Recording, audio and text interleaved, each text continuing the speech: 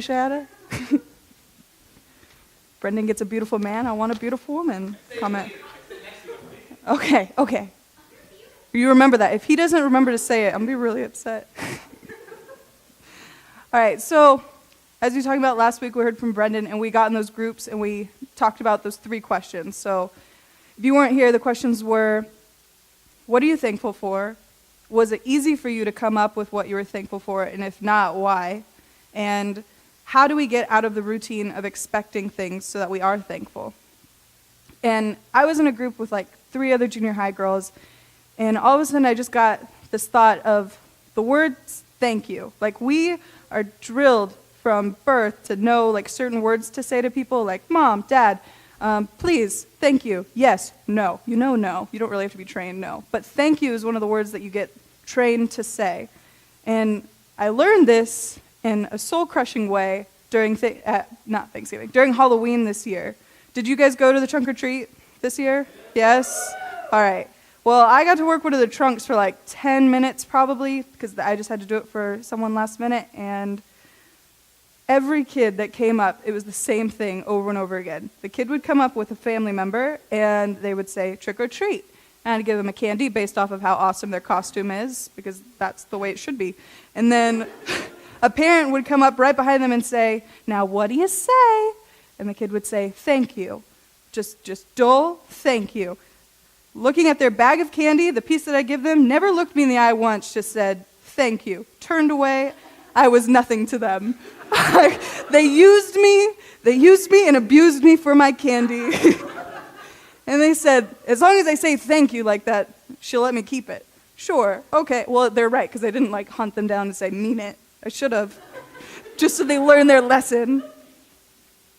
Well, just think about that, like, thank you. We all just have this instinct to say thank you. I bet when you're at school and someone hands you a piece of paper, you say thank you. It doesn't matter what the paper says. It could be a detention. You'd be like, thank you, because you just get a piece of paper. That's what you say.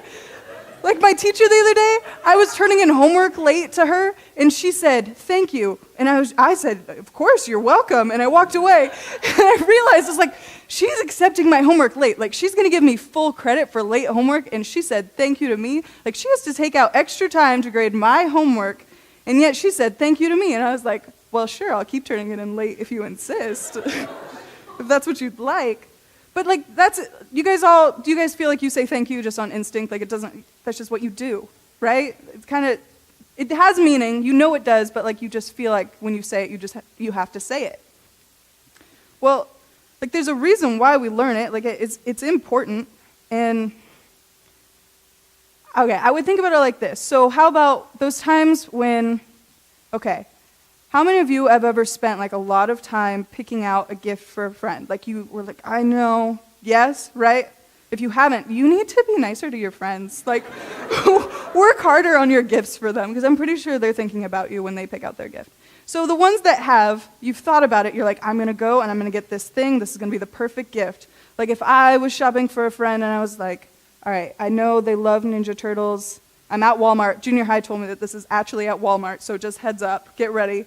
There are Ninja Turtle pajamas at Walmart. Yes. And I was like, that would be the perfect gift for my friend who loves Ninja Turtles. So I go and I pick it up and I purchase it and I wrap it up in a green bag or green wrapping paper. I'm not the best at wrapping. It doesn't matter. It's the gift inside that matters. So I bring it to the birthday party and I'm like, okay, this is the best gift. I know they're going to freak out about this gift. They're going to be giving me unstoppable thank yous because this is the perfect gift.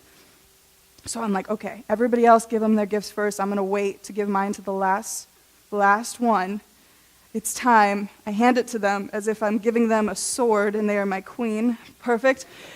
They open it up, they hold it up for the whole group to see, and they say, thank you, as if I'd just given them candy on Halloween. They just say, thank you. Heartbroken. I put so much effort into that gift. Like, how many of you have ever put that much effort into a gift and then they didn't thank you the way you thought they would? Right? Stinks. You want that thank you to mean something. Like, you put effort into it, like they should mean it when they say thank you. And so I bring us back to the last question that Brendan asked, which was, how do we get out of the routine of expecting things so that we are thankful? Because I feel like in those moments, that's just, our routine is to say thank you. Like it doesn't mean as much as it should. And I feel like there's somebody in my life that I tend to forget too often to thank, and that would definitely be God. Like he's always there, like he's always doing things for me, and I know that, and like it's just like this thing in the back of my head, I'm like, yeah, like thank you God for doing that for me, but like I don't actually take the time to pray and say thank you to God. It's not my first instinct. It's usually when I'm going to pray to him, it's more of, God, I'm struggling. Like the video said last week, God, I'm struggling, I need help. And I was trying to figure this out with the group. I'm like, why is it that's our first thing to say? Like, I'm struggling. And I thought about if I just had like a day where a couple of awesome things happened. Like, I'm going to describe to you my day yesterday. I woke up and my mother came into my room and said, would you like breakfast? This does not happen, people. She came in and asked me if I wanted breakfast. I always go into their room and I'm like, will there be breakfast today? Usually it's we're not getting up. It's whoever crumbles first is the one that has to make breakfast. But she got out of her bed and said, would you like breakfast? Oh, love you. Thank you, Mother. So she goes and makes me, not just like scrambled eggs, she makes me 3 scrambled eggs, 4 pieces of sausage, 2 pieces of bread with butter already on it. This is a great day. And then after I finish my food, I realize, oh no, I have to do this project. And so I start pulling out my bag and I start doing all my homework, and then I realized, I look at the syllabus, it's due in 2 weeks. Oh, I've got time! Next weekend. So I'm like, great, I'm gonna start watching TV. And then I realize I was wrong. I have to do that project. I was wrong. No, not that project. Sorry, I have to do another project. That's why I thought I had to do it. So I start doing the project, and I'm realizing, like, this is really difficult. And actually, I have to go to the library. I can't even do it, and it's due Monday. So I'm going to have to go back to school today to go do that. And so yesterday I was freaking out, and I'm still a little bit freaked out about this. Like, I have a lot of work to do, and I don't know if I'm going to be able to get it done. And so in my mind, like, all of a sudden this weekend is just miserable. Like, I have to do so much work. And I even did it. Like yesterday, all I was praying about with God was, I need to get my homework done, and I'm worried, God, like if I don't do this, I'm probably going to fail the class. Like I'm a C student, people. Let's be honest. I am a C student. If I get a B, that is a grand day. That is the greatest day of my life. So, but the truth is, like I should have been saying, like, God, today was actually awesome because I got to spend the whole day at home with my parents. Like I rarely get to see them because I'm off at school. My mom made me breakfast. That never happens. And like I just feel it. Like I know my mom truly loves me and I'm so grateful for her. But did I pray and thank God for that? No. I said, God, I'm struggling. Like I really need help. So today I just wanted to read us a story from Luke that I think encompasses what I want to talk about. It's Luke 17. I got this. Luke 17, verse 11 through 19. One more. All right. Now on his way to Jerusalem, Jesus traveled along the border between Samaria and Galilee. As he was going into a village, 10 men who had leprosy met him. They stood at a distance and called out in a loud voice, Jesus, Master, have pity on us. When he saw them, he said, Go, show yourselves to the priests. And as they went, they were cleansed. One of them, when he saw he was healed, came back and praised God in a loud voice. He threw himself at Jesus' feet and thanked him, and he was a Samaritan. Jesus asked, Were not all 10 cleansed? Where are the other 9? Has no one returned to give praise to God except this foreigner? Then he said to him, Go, your faith has made you well. So 10 men with leprosy asked Jesus to heal them. He does, but tells them to go off to the priests, and as they're walking, they're healed. But only one, when realizing that he's healed, comes back to thank God. The other 9 didn't even bother. They just kept going. Only one came back. The others could have just come back and said, at least, like, hey, Jesus, thank you for the healing. No, didn't even do that. Only one came back. And not only did he come back and say thank you, he came back He came back shouting in a loud voice, praising God, and he threw himself at Jesus' feet and thanked him. He couldn't thank him enough. This just made me think about when I transferred to Biola last year, which if you don't know, when you change schools like halfway through as a transfer student, like it's really difficult because you don't know anybody. Everybody's already got their friends. Everybody understands the school and the classes, and the teachers just expect you because you're a junior that you should know how to do everything and where everything is. But you're like a freshman, basically, and there's no one there to guide you. You kind of just have to figure it all out on your own, and I was just feeling really scared and nervous. I didn't know what to do. I wasn't sure what I was going to do for my major. I was just a little bit lost. And also, I felt really alone. I didn't have any friends. I would sit in classes and just like beg, basically, for people to continue talking to me. Like if I said hello to you in class, it meant, please be my friend. I need somebody. And so in my quest for finding friendship, I thought, all right, I'm going to go to a club, because when you go to school clubs, that's where you'll meet people, and hopefully they have to talk to you, especially if they're leading the club. So I get there, and of course, one of the people that's leading the club starts talking to me. She left me after like a minute. Then another girl saw me, and I think she saw I was in distress, and she's like, would you like to go have dinner with me and my friends after this group? And I was like, yes, please, thank you. I really appreciate this. I'm not hungry at all, but I'm like, I'll do whatever it takes. If you want food, let's go get food. So I go with her, and we go and eat at, it doesn't matter. We ate at a place. And so it was food. So we start talking. Really, she starts grilling me with questions. It's just nonstop. So where are you from? Where are you going? What do you want to do? I was like, okay. Like, if you know me, like, I don't like to tell people about myself. Like, I mean, I'll do, like, shallow talk. Like, yeah, my favorite color is green. What's yours? That's awesome. But, like, she started going, like, really deep. She's like, so, how did you get here? Like, where are you going in life? What do you feel like God is calling you to do right now? And I was just like, okay. One question at a time. But I started like just telling her, and then eventually she's just, I don't know, I could feel that she cared and like could sense that I was upset. And so I just like flooded her with emotions, which you should never do with a stranger, but I did in this moment. I was like, look, I'm really sad. Like, I just feel scared, and I have no friends, and I don't know what to do here. I don't know what my major's gonna be. I thought I was really good with a camera. Maybe I'm not. I couldn't find the power switch. Like, I started crying. I don't cry. I don't like to cry. If I'm gonna cry, I run away. You can't see me. But this girl is like, we're sitting here in this really public place. Like, there's a lot of people. And I'm just like, I can't. I don't know what to do. And she looks at me and she says, I think you should go pray. I think you should go sit on your knees and pray to God. Just humble yourself before him and tell him what you're thankful for. And at first I was like, don't give me the cliche, oh, you need to pray about that. Because that's what everybody's going to say. And so after that I was just like, okay, all right, just calm down. Eventually I stopped crying and I go back to the room. We're not friends anymore. This is a complete stranger. I've never met her again. I don't know where she went, people. I scared her off. This is why you don't flood people with your emotions. Don't do that. So I go back to the room, and I'm by myself, and I'm just like, okay, am I really going to do what she said? Okay, why not? Let's just try it. So I get down on my knees, and I'm like, this is awkward. This is super weird.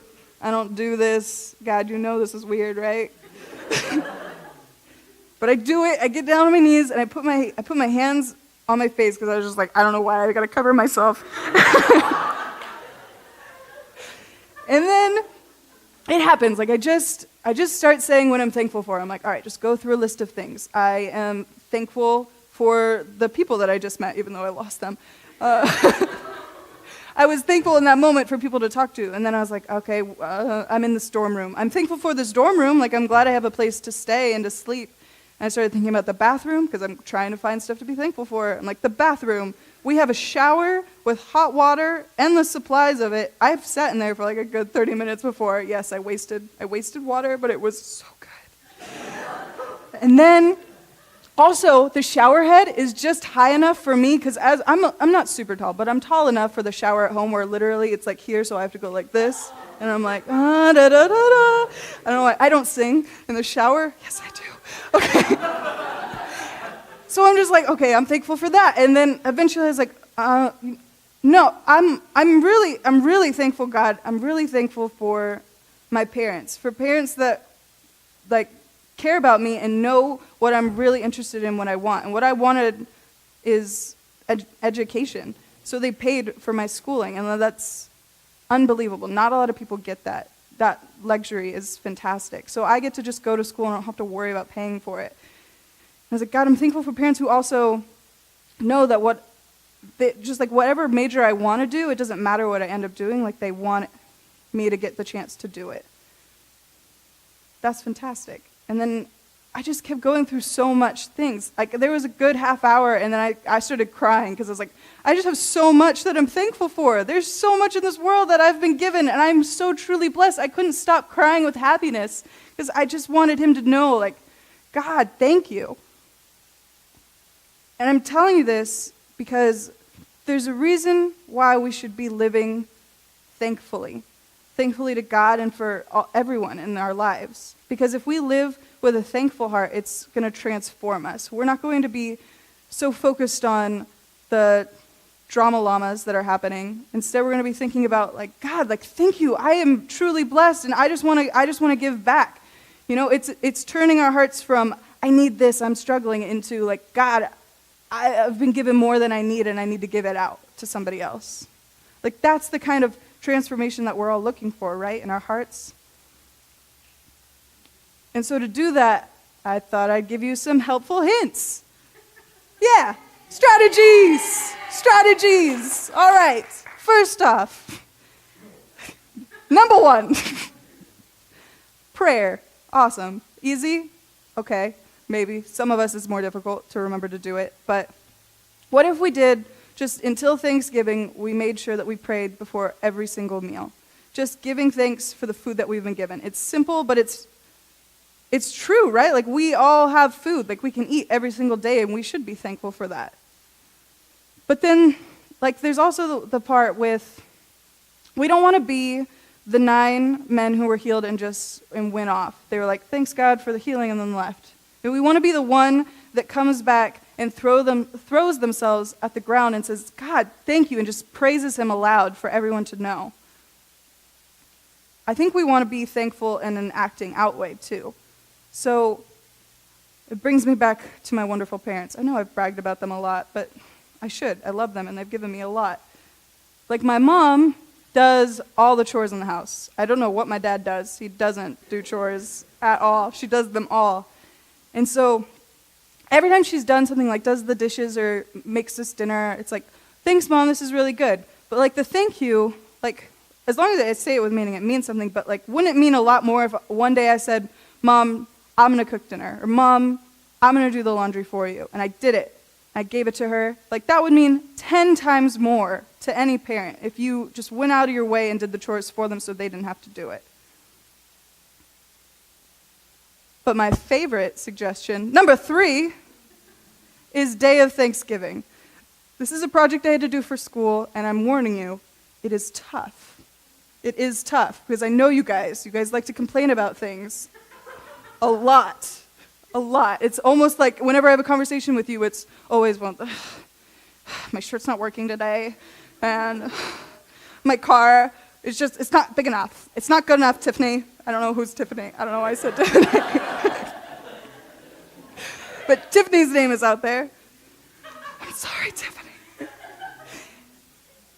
But Day of Thanksgiving is a day where you literally cannot complain. For 24 hours, you are not allowed to complain. It's tough, but it'll mean a lot more to you because you'll get the chance to just think about all day like what you're grateful for. And I would suggest doing that on Thanksgiving. Like taking the time to go and like talk to each of your aunts and uncles and like telling them what you're thankful for instead of telling them like, oh, the turkey's dry. Like, Aunt Marge did it again. Why do we let her keep cooking the turkey? It's a mistake. Instead, you're like, oh, wow, isn't it great that Aunt Marge always cooks the turkey so we don't have to do it? Like, that is so considerate of her. Wouldn't that mean a lot more to your family on Thanksgiving?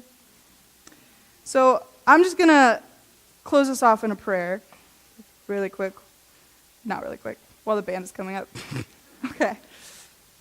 All right. God, thank you so much for this day. Thank you for every day that we've gotten to live. Thank you for these people and for the relationships that we have, that we get to experience your love through that. Thank you for this building, that we have shelter covering every Sunday. God, thank you for this air conditioning, because it is hot outside. God, thank you so much just for everything that you give us. And we will always thank you. In Jesus' name, amen. I'm sorry.